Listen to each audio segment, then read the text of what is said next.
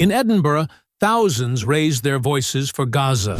From St Giles Cathedral to the UK government's colonial office at Elizabeth House, the chants were deafening. Israel is a terrorist state. This wasn't theater. This was truth. While Gaza is being turned to rubble, its hospitals bombed, its children buried, the world watches. And the UK, despite knowing the horrors, continues to supply weapons and diplomatic cover to the perpetrators. The streets of Edinburgh roared with anger, unity, and unshakable resolve. From St Giles Cathedral, demonstrators marched in their thousands, chanting over and over, "Israel is a terrorist state. From the river to the sea, Palestine will be free."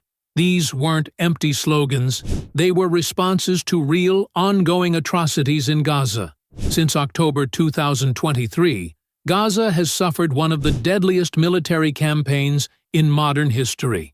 Over 38,000 Palestinians have been killed, the majority of them women and children. Entire neighborhoods have been erased. Schools turned to rubble. Hospitals like Al-Shifa and Al-Quds were bombed and raided. Doctors operated without anesthesia. Newborns died in incubators without power.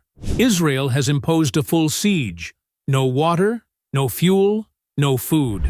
According to Human Rights Watch, Israel's actions may amount to collective punishment, a war crime under international law. The International Court of Justice warned of a plausible risk of genocide in its provisional ruling on South Africa's case against Israel. And yet, the UK government has not only failed to condemn these crimes, it continues to enable them. Despite overwhelming public opposition, the UK has licensed over £570 million in arms exports to Israel in the past decade, including parts for F-35 fighter jets, jets used in the bombardment of Gaza. Even now, the UK has not suspended arms sales, despite repeated legal challenges and petitions from MPs and human rights organizations. In January 2024, while Gaza's death toll surpassed 25,000, the UK abstained from a UN vote calling for a ceasefire. And in June, when the ICJ ordered Israel to halt its offensive on Rafah, the UK government refused to endorse the ruling, claiming Israel has a right to defend itself, a defense now widely seen as indefensible. At the Edinburgh protest, demonstrators made this hypocrisy clear. They marched to Elizabeth House, the local office representing UK central government interests. A symbolic message: you are complicit. What makes it worse is the double standard.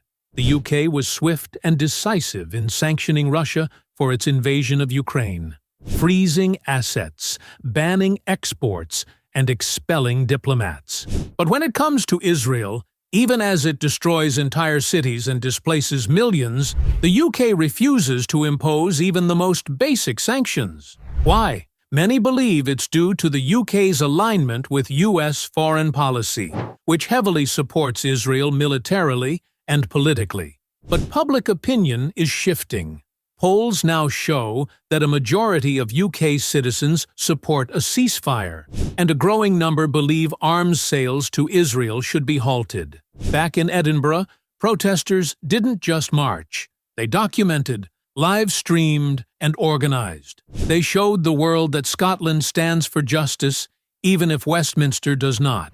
They stood for Gaza. They stood for truth. They stood against complicity. And they'll keep standing until the bombs stop falling. This is your moment to act. Email your MP. Demand a full arms embargo. Share verified reports from Gaza. Speak out at protests. Silence kills. Let your voice be the shield Gaza doesn't have. Subscribe, stay informed, and join the movement to end complicity and stand for humanity. Because Gaza can't wait, and history is watching.